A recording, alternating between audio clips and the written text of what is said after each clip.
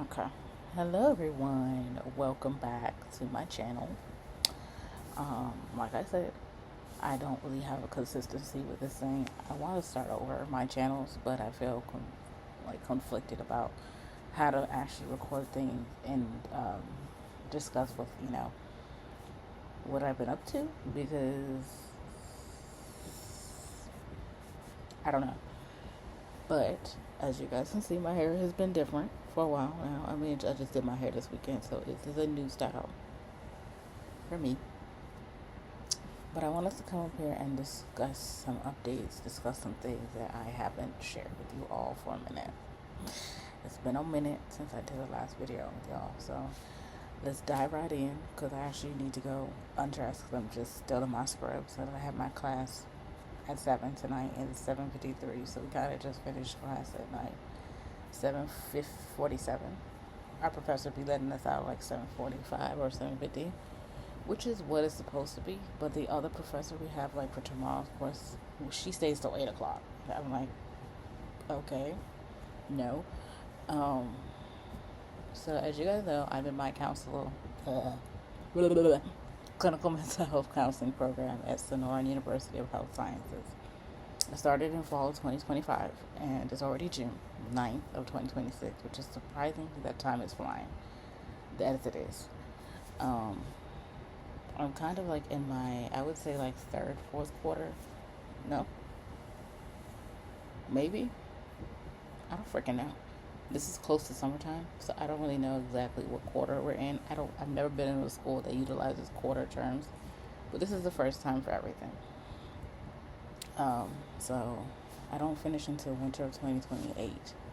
But the reason I chose this program is because one, it's online completely until I made my clinicals.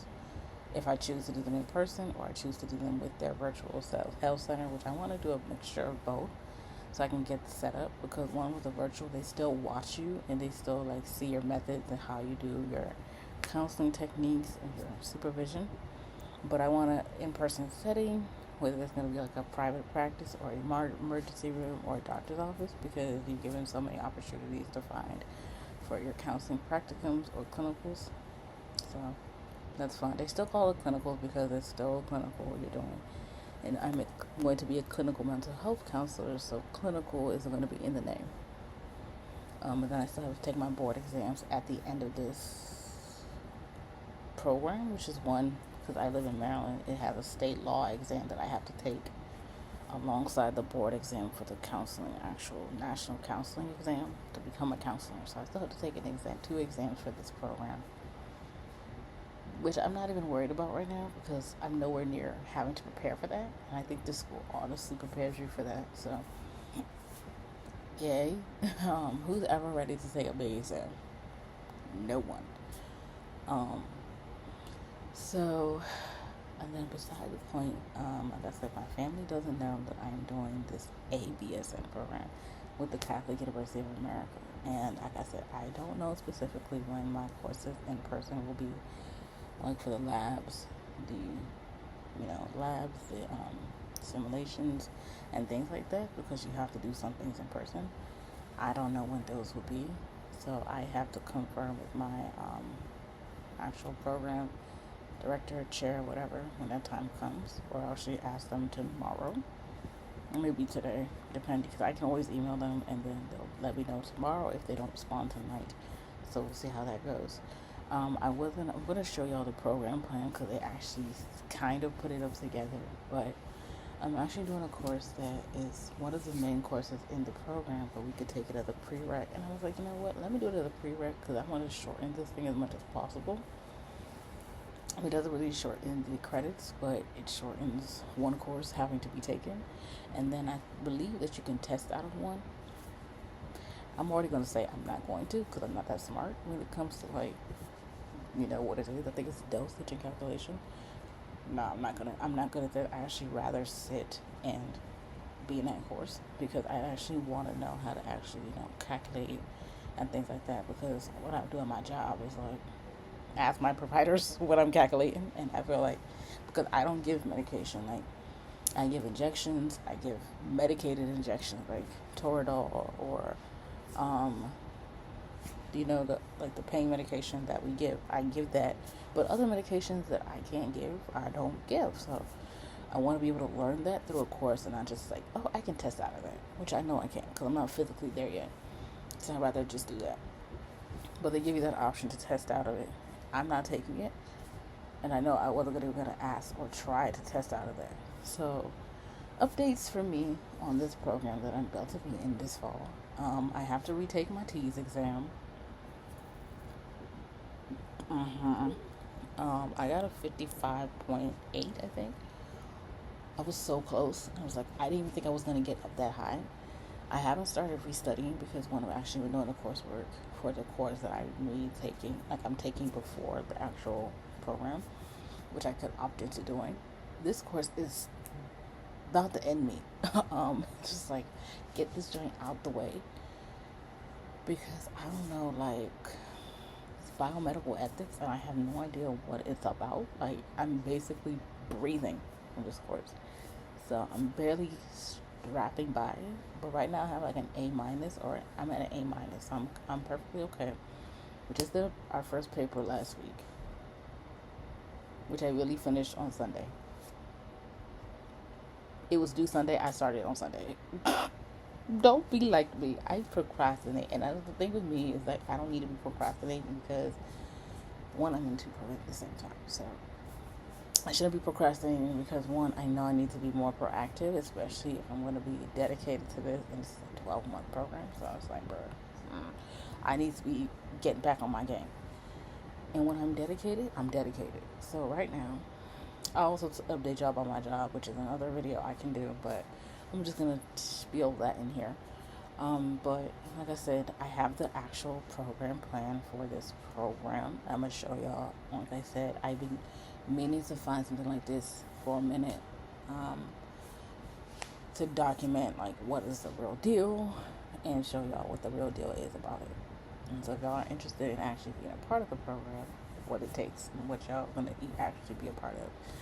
So I just finished 5.3, a discussion board, 5.3, and the reason I am stressed about this course because my counseling degree, my counseling courses, they have discussion boards, but it's like one a week.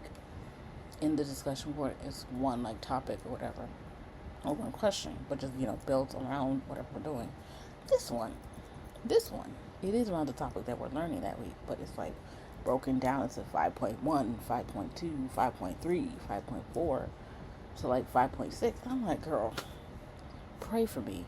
Because I just did 5.3, and I may do 5.4 tonight as well, so I can at least just do the last two tomorrow and call it a day, because I've already done my quiz. I've already done 3 discussion parts for week 5. And it's like, bro, I'm stressed, and it's not even the full program yet. But it's like stress, dedication, stress. That doesn't make sense, but it's dedication, stress. If that's like, it's not like quitting stress. It's not stress that's gonna make you quit. It's dedication, stress. I feel like that's why I'm kind of breaking out, because one, I'm stressing out. But I think I'm breaking out because I'm stressed about whatever I'm going to, with the brief thing I'm going to show you about my job. But I was just stressed in general. I've been stressed for the past couple weeks. So honestly, this past week has been a stressful week. Yeah. So just like I said, I'm working on my program for the biomedical ethics course, and I'm trying my best with these questions. They seem to be okay, not too hectic, but it's just dividing the post into just 5.1 to 5.6 things, and it's like that every week. And then we have more papers to do, and then we have final exams and midterms. I thought we would be at the midterm exam already, but I guess not, because I'm not really speeding through this course like I did my AMP. I sped through those. I sped through my science courses. I had an A in macrobiology, which is surprising to me, like I said. Then I finished my AMP 1 with an A, so I just have to wait till the second part of AMP start up this 27th. Let me see. I think it's the 27th. It's a Monday, I think, or maybe the 22nd or the 27th, whatever one. I think it's the 27th because it's originally supposed to have already ended like that time. The thing I like about this program that I chose is that you work on your own pace. It's asynchronous, which means you don't meet for live sessions. Unfortunately, for my counseling degree, I meet every once a week. And if you're not able to meet, you do an Easter egg, which is basically the question that you have to answer in the 1 week that you miss. And I have tried not to miss one. I missed one this session or last week's session, last quarter term, whatever. I think might have been last quarter. I only missed one, but my GPA here is still a 4.0 since I started in October, and I don't know how. I'm blessed for that, but I really don't know how. I'm literally doing my best, and that's what I feel like education allows me to do. And so, like, this is my second master's degree, and I'm like, at the end of the day, I know I'll have a job because one is healthcare. I'm never really going to leave healthcare because that's where I find myself working. I find myself actually doing what I'm called to do and advocating on behalf of people and patients. So it's like I do advocacy on the side, and then I do work in healthcare full time for right now. But like in this program, the only thing I have with this program, they discourage you working full or part time. I'm like, honey, boo boo child, in this economy, you're gonna need to work. I don't really know how they expect people to not work when we have bills to pay, and I'm like, I'm gonna have to do part time work.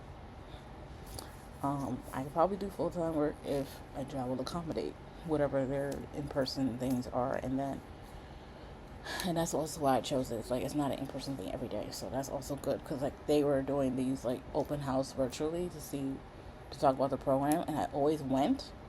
I mean, I already went to the first one and went to the second one, and I missed the third one. Unfortunately, I tend to sign up for them, but I already know, and I missed the in person like fun little thing for the student meet and greet, but they will do another one, I hope. I was in Florida when they did it, so couldn't really go to that. And I'll just do a little debrief in the next video for the Florida trip we had, and that'll probably be tomorrow because I'm actually going to go hop in the shower so I can refresh for the day and then get ready for tomorrow. My significant other, my boo thing, has not texted me, and he was in Virginia today for work. He texted me, I think, earlier today. I mean, I texted him back when he was going back to work. And he texted me around 2 because he goes to work earlier than I do. He, went to work. He gets up at, 4 in the morning and then goes to work to be there by, 5. Or he sometimes will wake up earlier. So, he texted me at 5 this morning. He said, good morning. Hope I slept well. Just got to work. Which I really appreciate that he makes the time for me to, text me. Like, hey, good morning. I'm probably I'm going to text him maybe 8:30 something, just to give him some time to get home, because I know traffic can be a pain, and he doesn't live that close to me, so I think he lives close to Virginia. So I texted him, good morning. I slept well. I hope he did too. I'm glad you're safe, and have a great day today at work. I always make sure, I'm like, whenever he tells me wherever he's going, that he got there, or that he got home safely, I appreciate that, and that's something that I do for people. Like, I want to make sure you get home safely. I don't care. Text me, call me, make sure you're safe. And then he texted me about 2 o'clock. He asked me how my day was going, and he's just checking in on me. I was like, those things really motivate me and put smiles on my face. And I texted him back. So, but yeah, I feel like that's the update I wanted to give. So I just did, like I said, discussion post for my biomedical ethics course. Gonna probably work on one more of it, and then the last 2 will be tomorrow. And then let me see if I can briefly show y'all the program actual plan that's outlined into before I hop in the shower. Where was it? I did an endorsement for somebody. Sorry, I have organizations that I work that I founded. So here it is. Being a business owner is not fun either. Trust me, it's not, but it's worth it. I don't know if y'all could see this. Maybe I think I have to turn down the brightness, which I never understood why that worked that way. So here's the program plan. I will actually put that link in the description so you guys can take a debrief and look at it. Now, I can't link it fully for y'all to just click on it because I'm not verified on there. So it seemed very thick, but it is very worth it. So I will talk to y'all later. I think that's all I can update y'all on now. I really haven't started the program yet, but like I said, I got to retake that tease, and we're going to get it. So I will let y'all know when I do start restudying, because I probably won't take it in July. So I'll talk to y'all later. Be safe out there, and if you need any more questions or have any more questions on the program, don't hesitate to drop them in the comments below.